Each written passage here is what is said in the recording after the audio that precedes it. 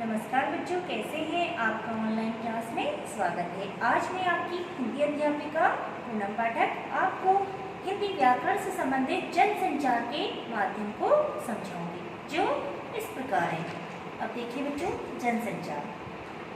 बच्चों, आप लोग अपने अनुभवों की साझेदारी, है ना, जो हमारे अनुभव अर्थात हमारे विचार है, उसकी साझेदारी कैसे करते हैं, कैसे अपनी बात को दूसरों तक पहुंचा पाते हैं या दूसरों को समझा पाते हैं, कैसे दूसरों की बातों को समझते हैं, अर्थात अपनी बातों को या बोलकर समझाते हैं या लिखकर या संकेतों के द्वारा।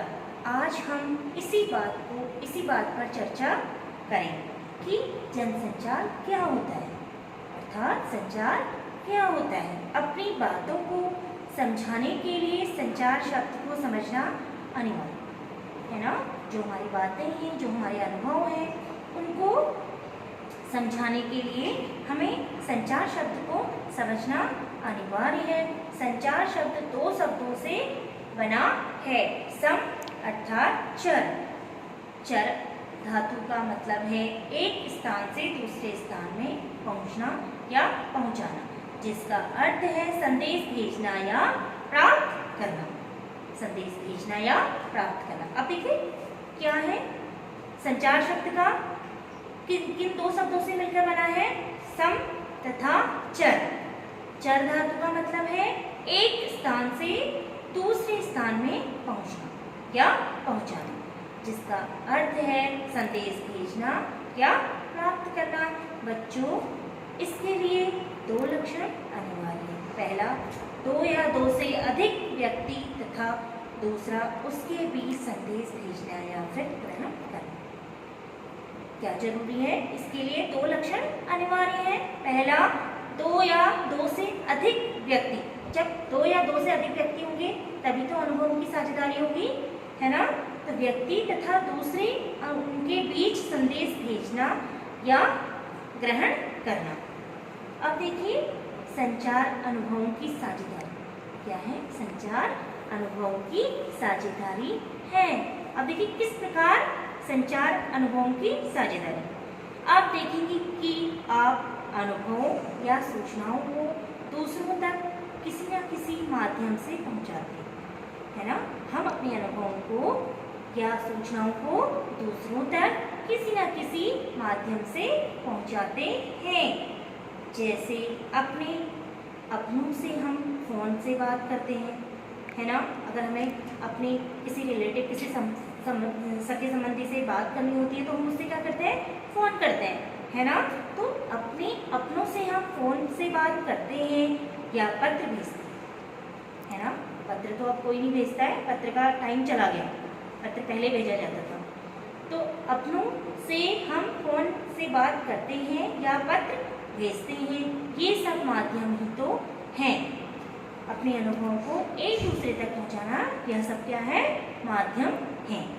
अब बात करें उन सारे माध्यमों की जो हमें या हमारे संदेश को पहुंचाते हैं, वो हैं समाज। अब देखिए वो कौन कौन से माध्यम हैं, किन किन माध्यमों से हम अपने अनुभव, अपने विचारों को एक दूसरे तक पहुंचा रहे हैं।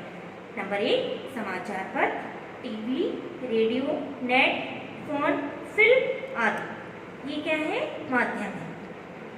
बच्चों, कभी कभी आप अकेले में भी सोचते होंगे या गुनगुनाते हैं। ऑब्वियसली हम जब अकेले रहते हैं तो हम अकेले गुनगुनाते भी हैं, है ना, और अकेले सोचते भी हैं।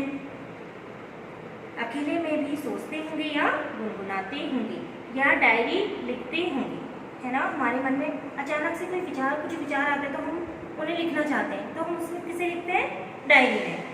या आपस में बातचीत करते होंगे, बड़े बड़े समूहों, जुलूसों में जाते होंगे।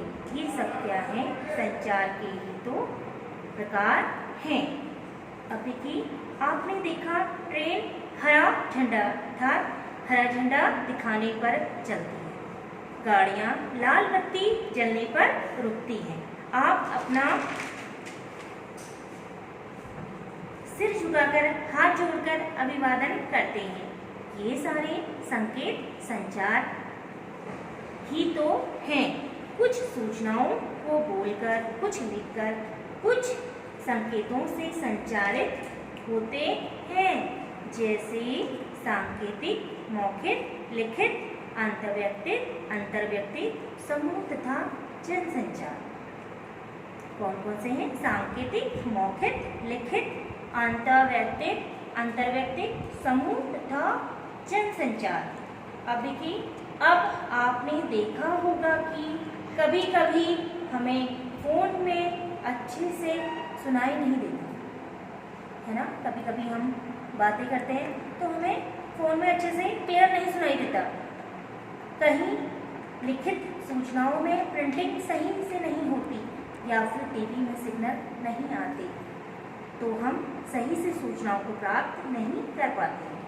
फोन पे सही से नहीं सुनाई देना, लिखित रूप में सही से छपाई ना होना और टीवी में सिग्नल की प्रॉब्लम, तो हमें क्या होता है, सूचनाओं को सही ढंग से प्राप्त नहीं कर पाते। उस समय हम सूचनाओं को सही ढंग से प्राप्त नहीं कर पाते हैं, तो इसे हम क्या कहेंगे, शोर या नॉइस कहते हैं। अब देखिए, अब बात करें संचार के मूल तत्वों की, है ना। किसकी? संचार के मूल तत्वों की। हम कोई भी संदेश देने के बारे में सोचते हैं तो उसका कोई ना कोई स्रोत अवश्य होता है, वही संचारक होता है। अब देखिए, संदेश देने के बारे में सोचते हैं तो उसका कोई ना कोई स्रोत अवश्य होता है, वही संचारक होता है। अब हम उस संदेश को शब्दों में कूटीकृत करेंगे, जिसे एन्कोडिंग कहते हैं। फिर प्राप्तकर्ता को भेज देंगे, जिसे प्राप्तकर्ता उसे पढ़ेगा, अर्थात कूटवाचन करेगा, जिसे डिकोडिंग कहा जाता है। एन्कोडिंग किसे कहते हैं, डिकोडिंग किसे कहते हैं, संचारक किसे कहते हैं, जनसंचार किसे कहते हैं। आपके इसी वीडियो से यह प्रश्न बनेंगे और इन प्रश्नों के भी आपने उससे उत्तर देने हैं। अब देखिए, उसके बाद प्राप्तकर्ता संदेश को समझकर अपनी प्रतिक्रिया देगा। क्या करना है, उस संदेश को शब्दों में कूटीकृत करेंगे, जिसे एन्कोडिंग कहते हैं। फिर प्राप्तकर्ता को भेज देंगे, जिसे प्राप्तकर्ता उसे पढ़ेगा, अर्थात कूटवाचन करेगा, जिसे डिकोडिंग कहा जाता है। उसके बाद प्राप्तकर्ता संदेश को समझकर अपनी प्रतिक्रिया देगा, वही फीडबैक होता है ना। अब देखिए, इस प्रकार संचार के मूल तत्व संचारक, कूटीकरण, कूटवाचन तथा प्राप्तकर्ता। अब बात करें जनसंचार अर्थात मास कम्युनिकेशन की। मास का अर्थ है बहुत अधिक लोगों को सूचना देना। मास का अर्थ है बहुत अधिक लोगों को सूचना देना। जब हम किसी समूह के साथ प्रत्यक्ष संवाद करने के बजाय किसी यांत्रिक माध्यम जैसे टीवी, रेडियो, प्रोजेक्टर, समाचार पत्र, नेट आदि से संवाद स्थापित करते हैं, तो उसे जनसंचार कहते हैं। उस माध्यम को जनसंचार कहते हैं, यांत्रिक माध्यम को जनसंचार कहते हैं। वह कौन कौन से माध्यम है? टीवी, रेडियो, प्रोजेक्टर, समाचार पत्र, नेट आदि से संवाद स्थापित करना, तो उसे जनसंचार कहते हैं। अब देखिए, फॉर एग्जाम्पल, मान लिया एक शिक्षक प्रत्येक क्लास में, कक्षा में 50-60 विद्यार्थियों को पढ़ाता है ना। एक अध्यापक 50-60 विद्यार्थियों को पढ़ाता है, एक कक्षा में 50-60 विद्यार्थियों को पढ़ाता है। वह आपका जनसंचार नहीं है, अर्थात जनसंचार का माध्यम नहीं है। अब क्यों नहीं है वो जनसंचार का माध्यम? क्योंकि वह माध्यम यांत्रिक माध्यम नहीं है, इसलिए वह जनसंचार का माध्यम नहीं है। अब देखिए, क्योंकि आप यांत्रिक माध्यम से नहीं पढ़ा रहे हैं, हम उन बच्चों को यांत्रिक माध्यम से नहीं पढ़ा रहे हैं, तो वह जनसंचार का माध्यम नहीं है। इसी कक्षा को यदि आप प्रोजेक्टर से पढ़ाते हैं, तो वह पाठ्यक्रम आपका जनसंचार माध्यम कहलाएगा। है ना, उन्हीं 60 बच्चों को 50-60 बच्चों को हम प्रोजेक्टर के माध्यम से पढ़ाएंगे, तो वो हमारा प्रोजेक्टर का माध्यम क्या कहलाएगा? यांत्रिक माध्यम। तो हम उस माध्यम को क्या कहेंगे? जनसंचार माध्यम, अर्थात वह माध्यम क्या कहलाएगा? जनसंचार का माध्यम। अब देखिए जनसंचार माध्यम आपके कौन क्या क्या है? जनसंचार के माध्यम टीवी, रेडियो, समाचार पत्र, नेट, सिनेमा आदि। देखिए बच्चों, अब आप इस वीडियो के से संबंधित निम्नलिखित प्रश्नों के उत्तर दें। जो आपने अभी वीडियो सुनी, उस वीडियो को सुनकर आपने निम्नलिखित प्रश्नों के उत्तर देने हैं, जो इस प्रकार है। देखिए जनसंचार, जो अभी तक हमने पढ़ा कि जनसंचार क्या है, जनसंचार के माध्यम क्या है, संचार क्या होता है, उससे संबंधित प्रश्न। नंबर 1, पहला प्रश्न है, संचार से आप क्या समझते हैं? पहला प्रश्न, संचार से आप क्या समझते हैं?